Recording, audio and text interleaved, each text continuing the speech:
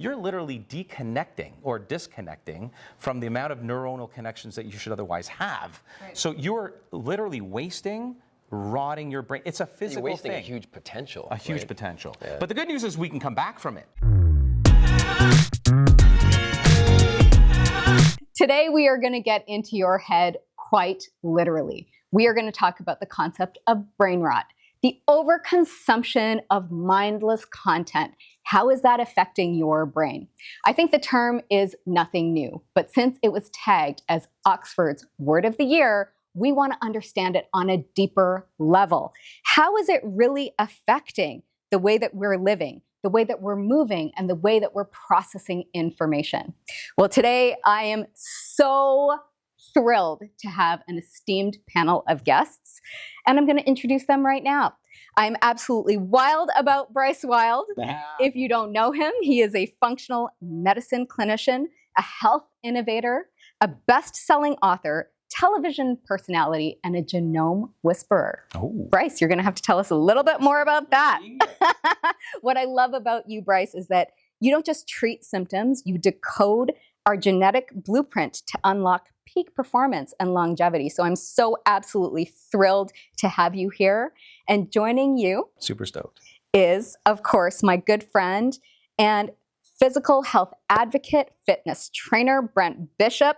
Brent, not only a celebrity trainer, but you're also a published author with over 25 plus years in the health industry. Making me sound old. Don't look it though.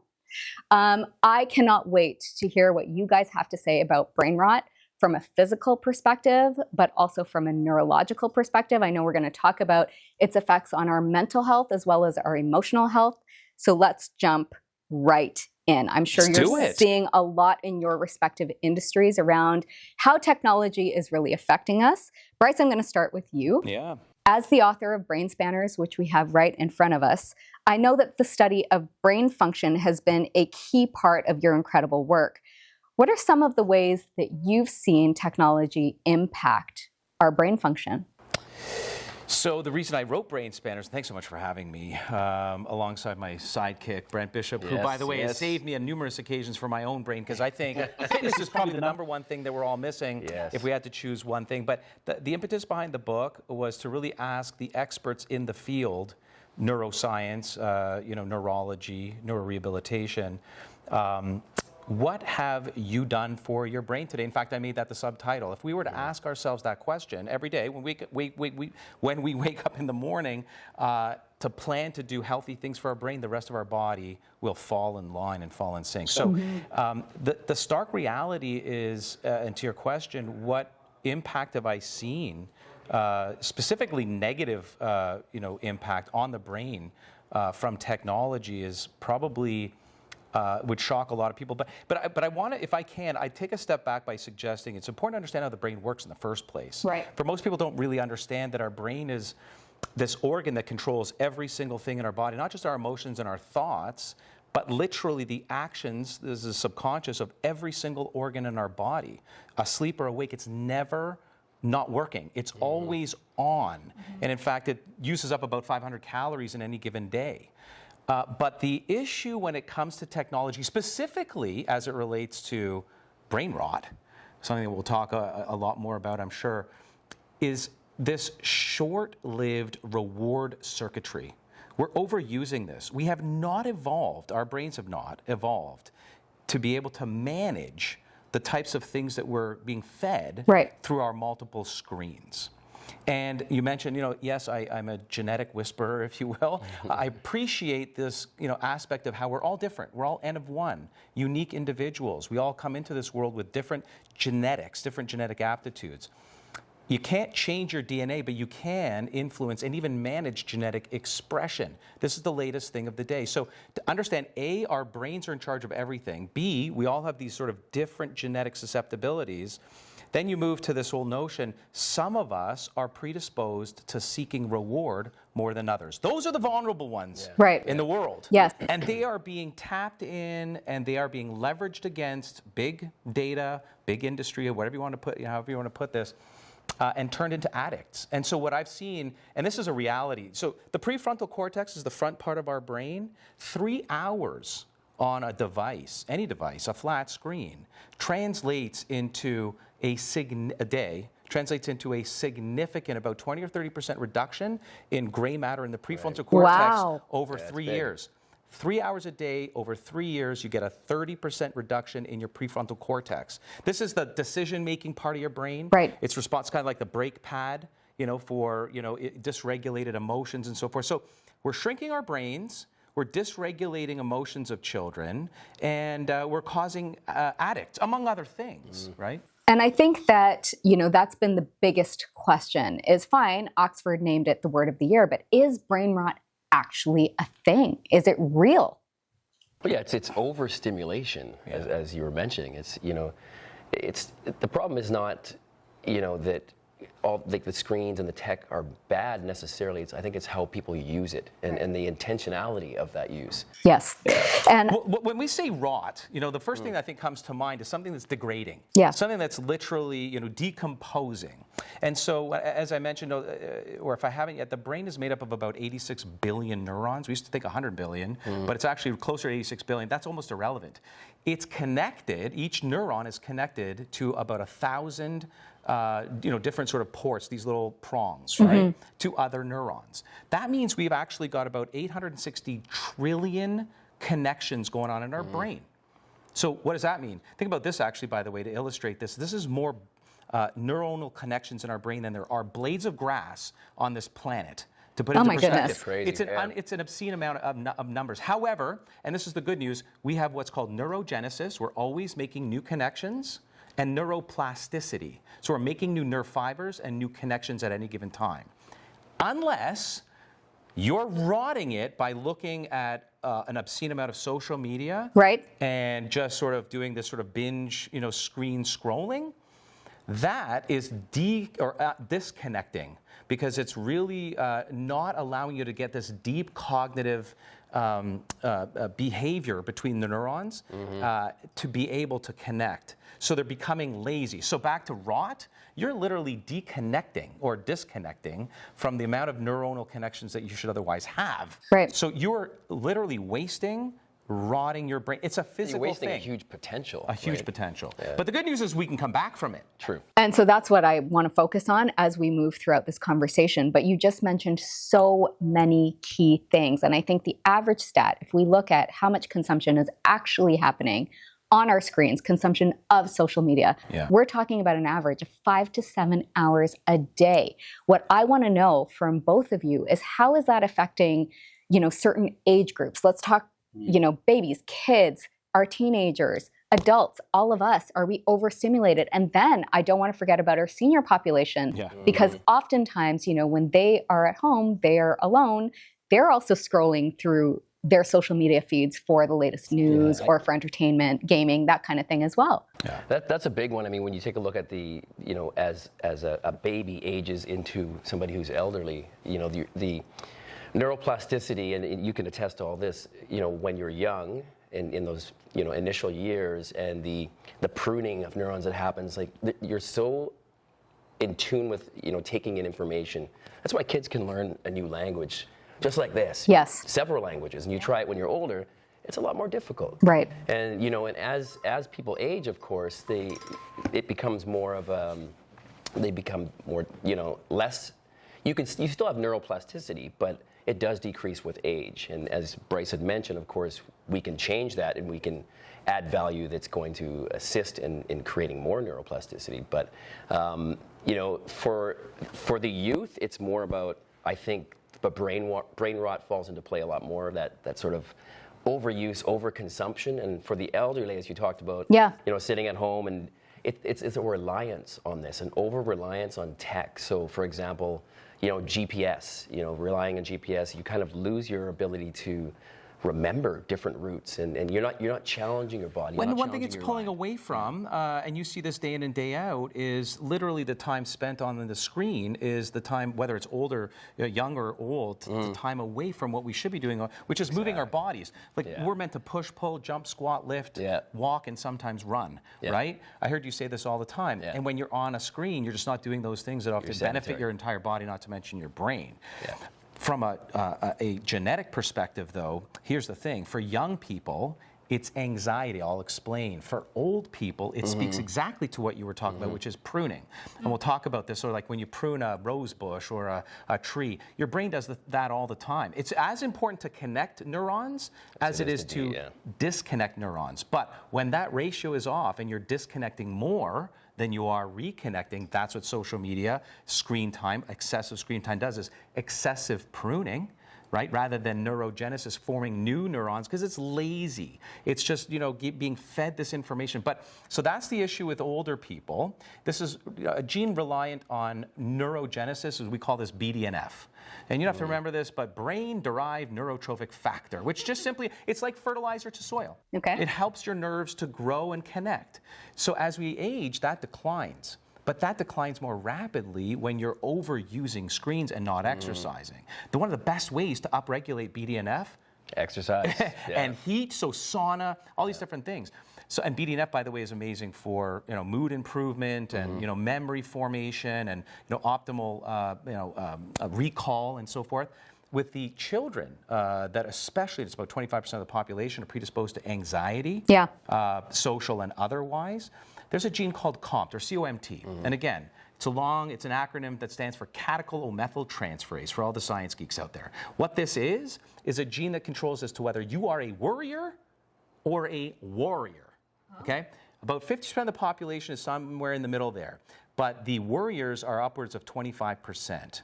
So this gene is responsible, and this is going to play throughout this conversation, I'm sure, for the amount of dopamine that sits in your brain at any given time. Dopamine's the reward neurochemical. Right. You get more of it when you exercise naturally and eating sugary foods and talking to somebody you like, or for that matter, unfortunately, answering to text, or even, by the way, imagining somebody is texting you, even if your phone is off. This constant seeking of reward. That's what social media, unfortunately, is all about, is getting that. We're just getting too much of it. So these anxious teens, in particular, that are predisposed to dopamine exiting the system too quickly, that are otherwise worriers, they scroll, they do too much screen time, and they're ultimately simply just making themselves more anxious. Their bodies are riddled with stress. Like cyclical. Yeah. How do you know if you're a worrier or a warrior? Well, actually, both of you guys. No, actually, what you didn't actually overly respond. No, a COMT, so we're probably all balanced. I happen to know because I've done my genetic testing.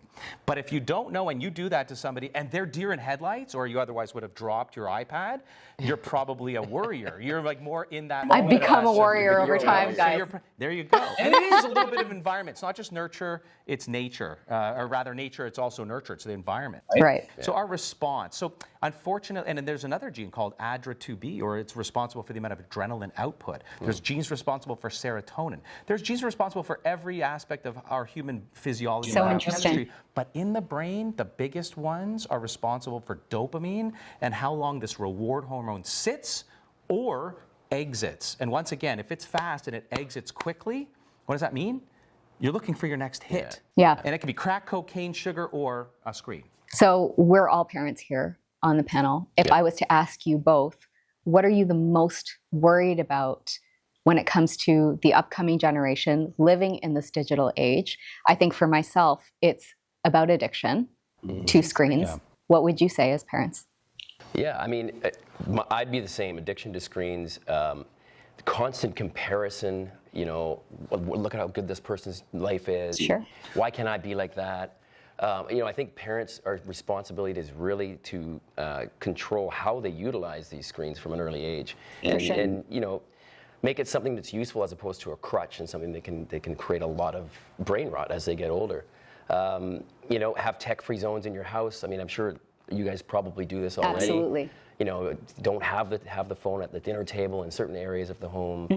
There's so many things we can do as parents, but you got to lead by example. Otherwise, Let's face it. I mean, I was guilty of this in the beginning, giving my son an iPad because I have so much work to do. That's right. And that just occupies his time. He's not, daddy, daddy, daddy. Yeah.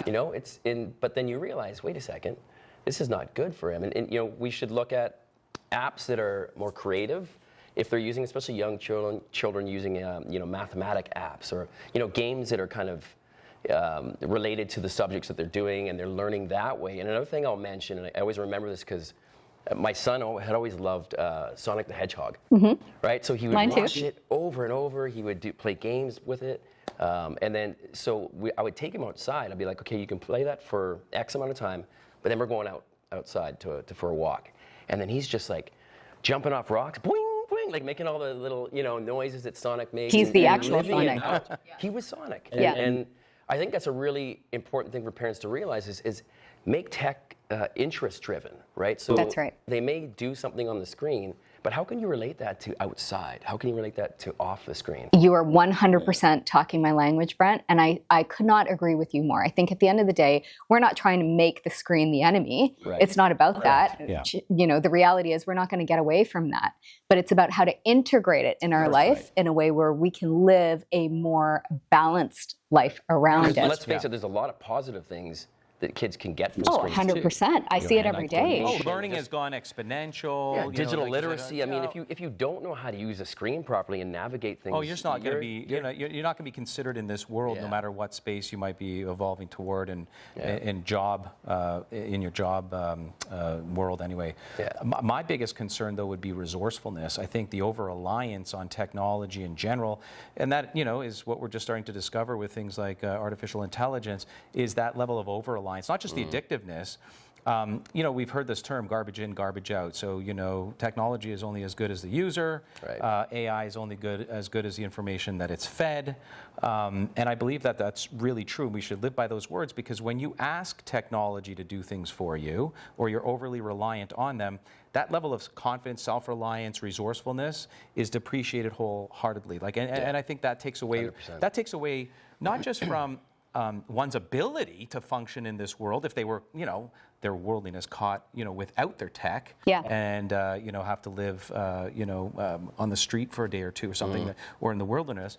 But that deep-seated level of self-confidence, that knowledge that I can do this without my phone, I think that's what we're seeing disappear with kids. Right. Well, have you ever lost your phone or? Right. The panic. The panic, the instant panic and anxiety that happens. Right. I would almost rather lose my wallet than lose my phone. Exactly. Well, in that way, my phone is my wallet. To be honest, There's that too. My phone is my my agenda. I admittedly would be pretty lost.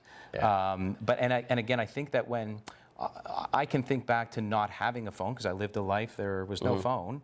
I have my kids who are now 18 and 20. They've never lived a life without that tech at their side. So I concern myself of their ability to live in real life. Although, again, I don't know that this isn't real life anymore, meaning that the integration, the full integration, and eventually the sort of Musk level integration of hybrid, humans is probably right around the corner. Well, we're going to touch on AI in a second, but what I want to ask both of you is a very blunt question, very straightforward. Are we introducing tech to our kids too early? I want to specifically talk about, iPad kids. I want to talk about iPad babies.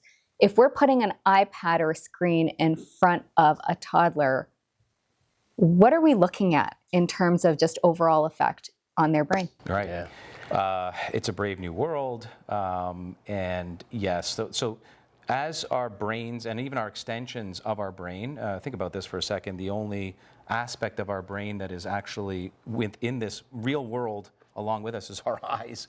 And our eyes, as extensions to the brain, are evolving and maturing basically at the same rate as the brain. And until the age of 7, the brain hasn't even fully formed. So the first 7 years of the life are the most important. And what it relies on is a multitude of experiences. It relies on, having just the right amount of stress. This is, what's going to build the best brain. And by stress, I don't mean constant, chronic, negative stress, which I would include overuse of screen time within that bucket. What I mean is what we call hormesis, Goldilocks amounts of stress. Stress can be learning a new language, which the child's exposed to, learning their environment. It's stressful to the point where the brain is inspired to create those neural connections I was telling you about.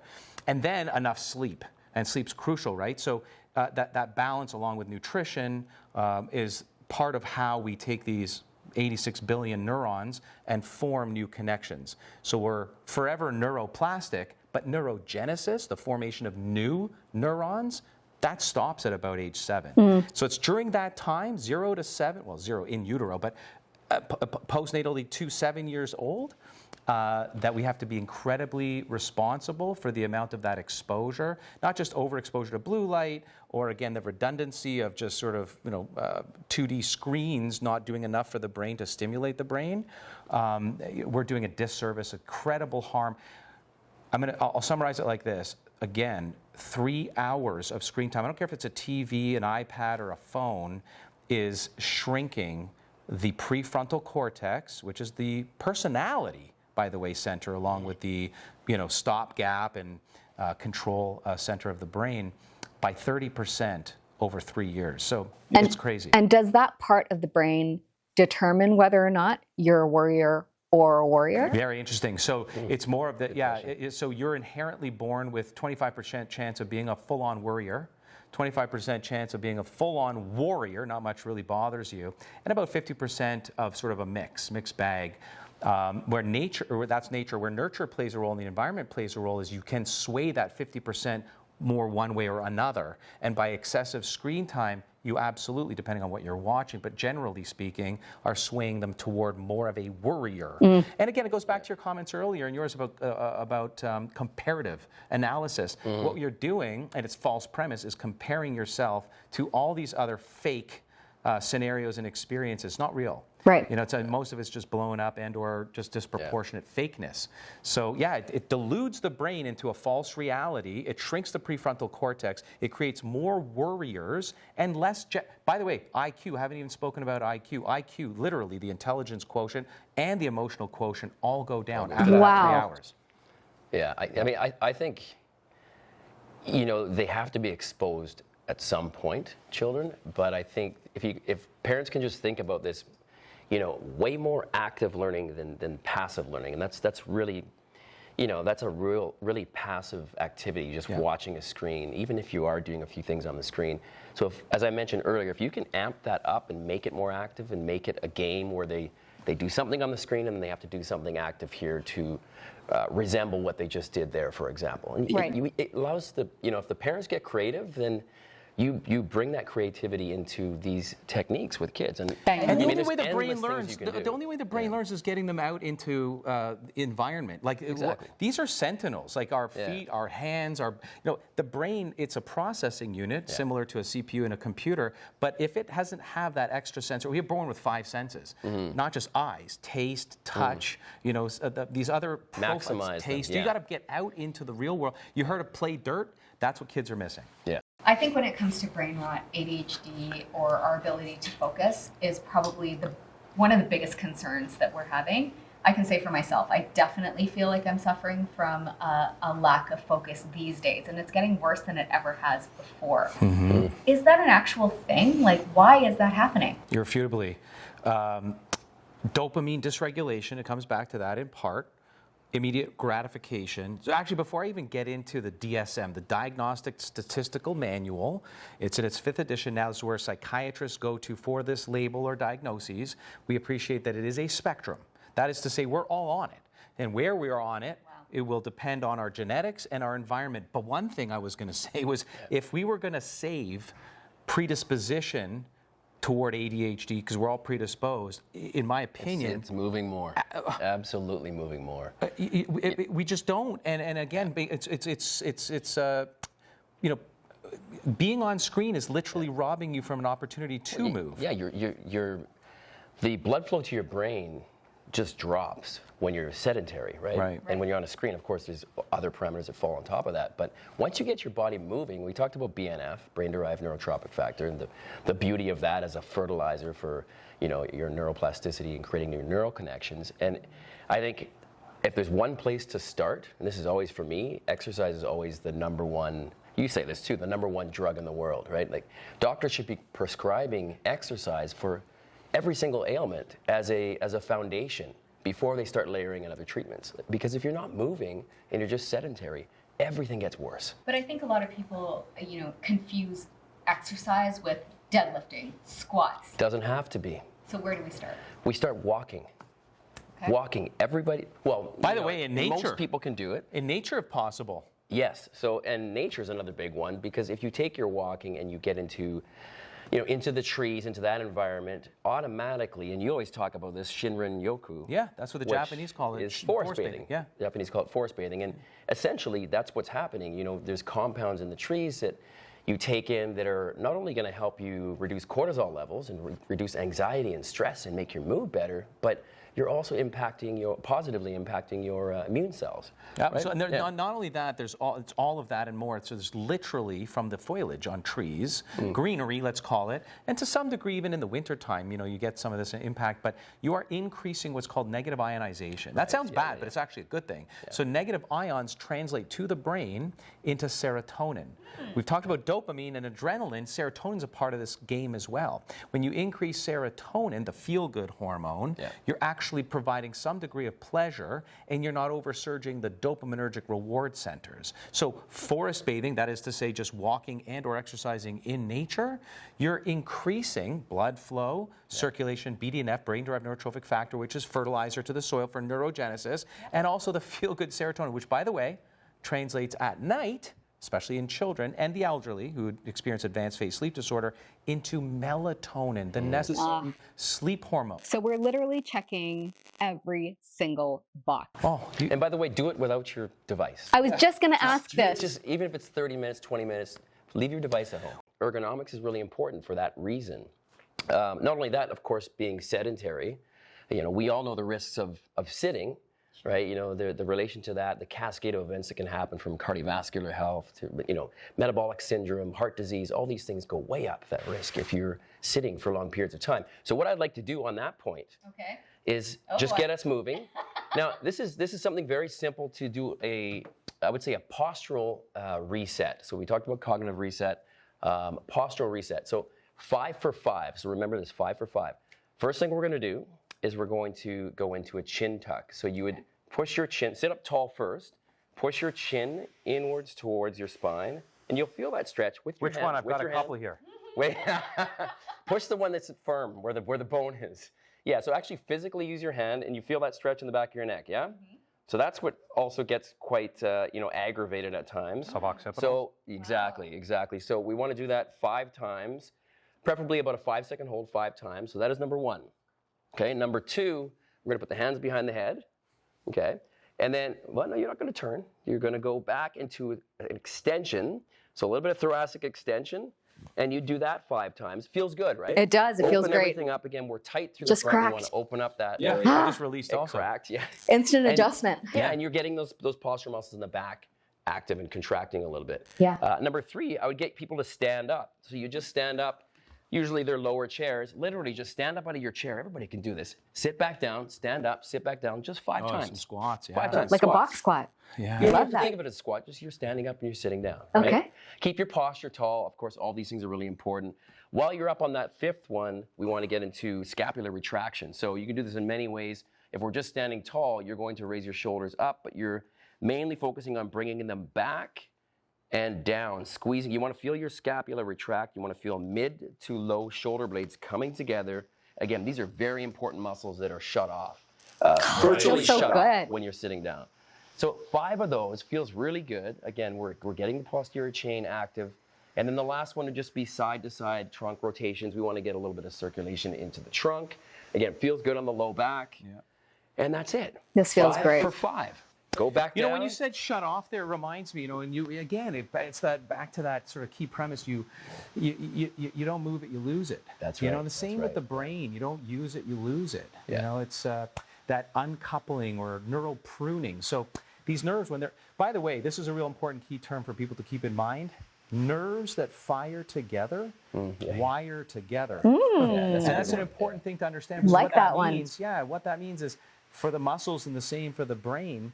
You know, nerves that fire together, sending these neural synaptic, you know, serotonergic, dopaminergic, adrenergic, adrenaline, and so forth, they will wire in this regard. So the more excessive screen exposure, that's the nature feeding into nurture. You will become more of a neurotic, nervous, anxious, ADHD person. Yeah. With nerves that fire together will wire together. Exposure is so important. And you know, to that point, it's really important to realize that, you know, for these moves I just showed you, for example, you know, if you want to get results, it's about the consistency. It's not the intensity that you do it. So you don't brush your teeth for 10 hours and then take 3 weeks off, right? You brush your teeth for, I hope not. I don't know, a few minutes every day or twice a day, 3 times a day.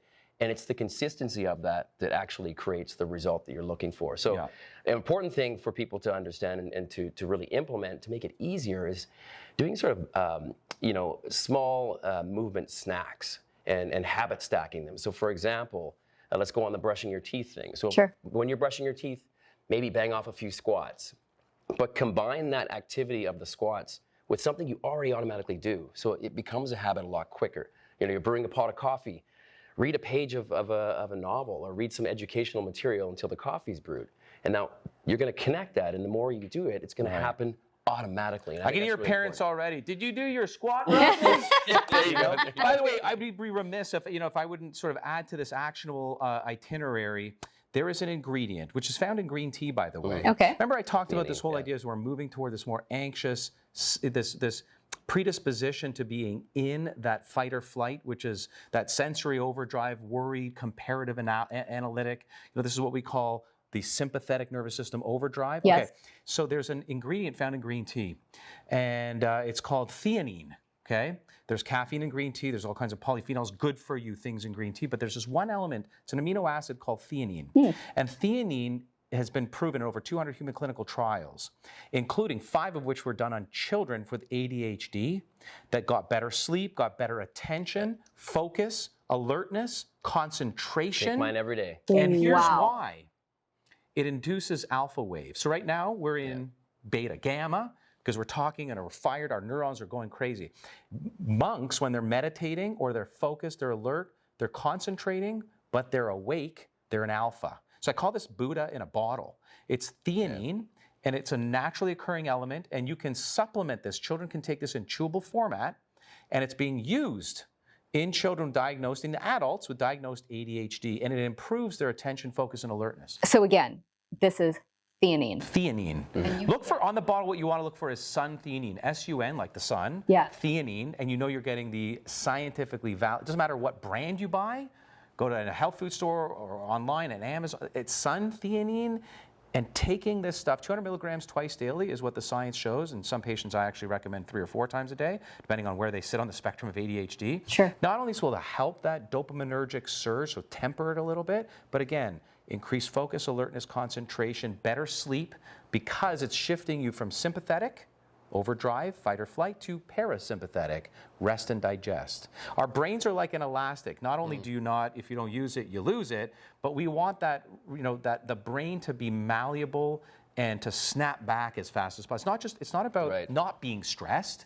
It's about how quickly can you move from this sort of anxious, stressed state back into a relaxed parasympathetic state, so you can actually fall asleep. Your brain, you've heard of the lymphatic system? Sure. So when Brent just moved us, one of the things we were doing besides firing into our muscles and doing stuff that we weren't doing because we're in that lordotic or kyphotic head carriage, forward head carriage, but we're also moving our lymph and helping our body detoxify. Here's the problem. Our brains don't have lymph, and yet we build toxins up in our brain every single day just from living, eating, and breathing. So how do we rid those toxins? Well, we have to sleep. And it's not just about the hours you clock on the pillow, these suggested 8 hours in adults and maybe 10 or 12 in young children, and somewhere in between with teens. There's a glymphatic system. Glial cells are non-thinking cells in the brain, and the way you have to detoxify from excessive screen, from eating and breathing, from the environment, not just the ethereal plumes of smoke that we get from industry. I'm talking about the fallout of being alive. We create free radicals, and this is toxic to our brain. If you don't have a deep sleep, restful sleep, the glymph can't clear. We are going to have an entire episode That's a whole nother on sleep, because I got to know, are we harming ourselves by sleeping with phone in the room?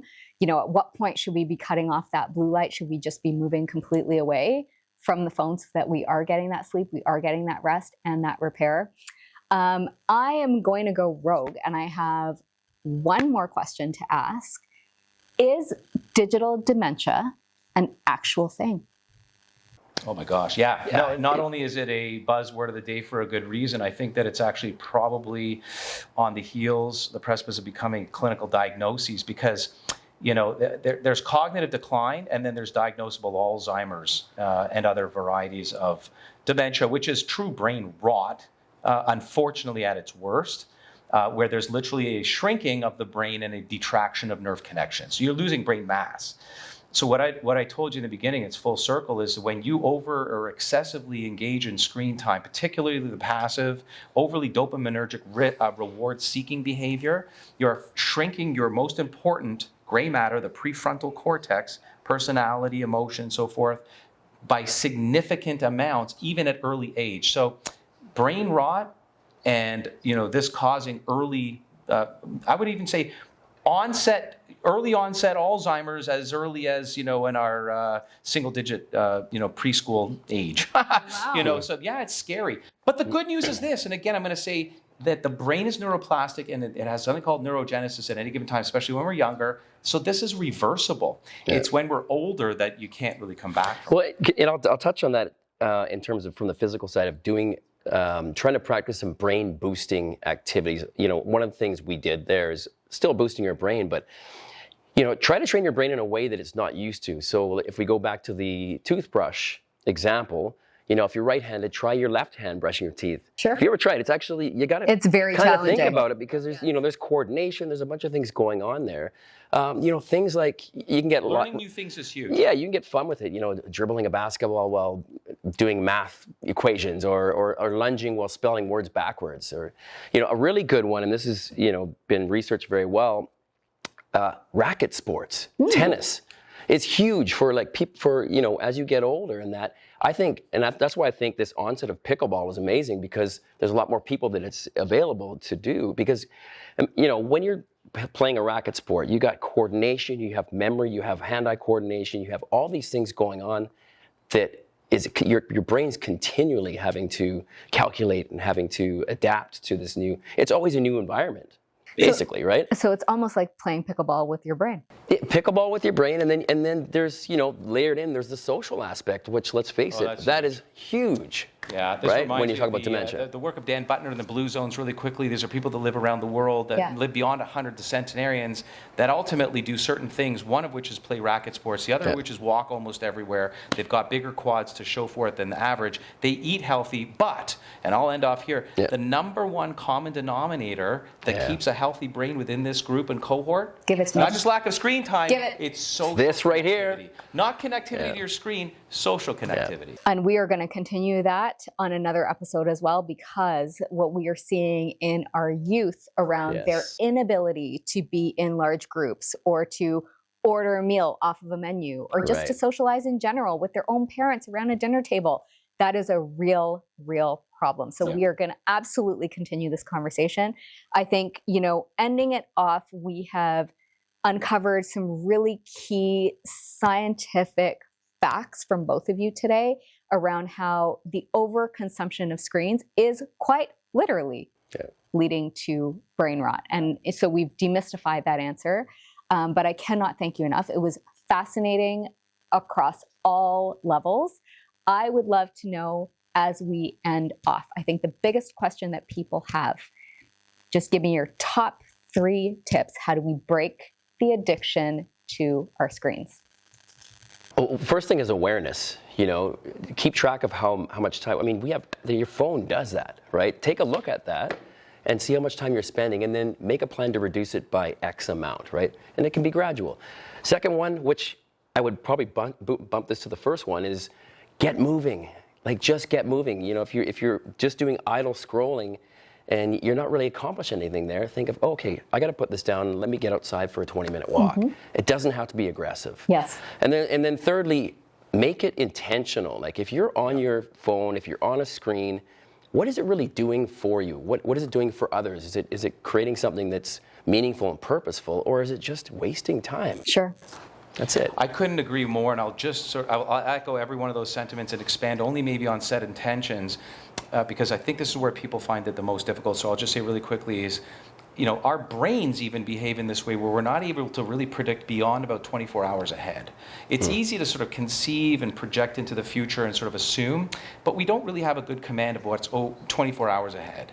And before I continue explaining, let me literally ask you, if I were to flip a coin, a regular coin, no magic coin here, it's a quarter and it's heads and tails. If I flip it 1,000 times and every single time it landed, let's just imagine, on tails, what do you think the chances are the next flip it's going to be heads? 0. Yeah.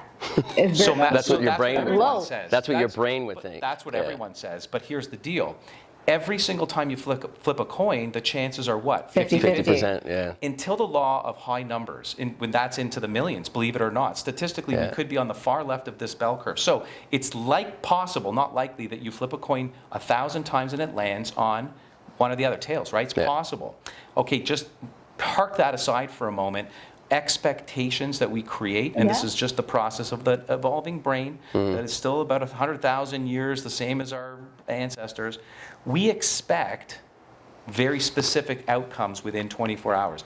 If our expectations are tomorrow we're going to probably spend 3 or 4 hours on our screen and or in social media, it's what we're going to get. So you have to recreate those expectations based on what Brent was describing as informed and educated alternative decisions. So you have to say, I will allow myself 1 hour of screen time between X and Y time, or my child, and they can have another hour at X and Y time. In between that, we're going to go to the park. We're going to engage in these brush squats. And we're going to do all these other things as an alternative. And you play that. It's like you're an editor of a movie. And you play out the first scenario and you say, wow, I see all this screen time ahead. It's probably what's going to happen. And if you didn't re-engage with that thought, it is what's going to happen. Sure. But you have to rethink it, plan it out. So it's just an extension of what Brent was saying. You have to recreate your expectations as it pertains to the amount of time that you or your child is spending on a screen. Yeah, that's perfect. Absolutely brilliant advice, and I could not agree more. It's about being mindful. We talked about this at the beginning. It's about being mindful versus what I think in a lot of ways the algorithm is built for, being mindless. Yeah. So listen, I think we've reset the brain today. We've done exactly what the Health Tech Up is here to do. We've checked up on how people are doing. It's about continuing this conversation. I think driving awareness around how technology is affecting us, mentally, emotionally. We talked a lot about emotions today. I didn't expect we were going to go there, but we're going to continue to go there, and physically as well. Listen, conversation was fascinating. I cannot thank you both enough. Absolute pleasure. Get your Health Tech Up. Yeah. We're going to do it again. Thanks, everybody. Join us next time for another episode of the Health Tech Up. Bye for now.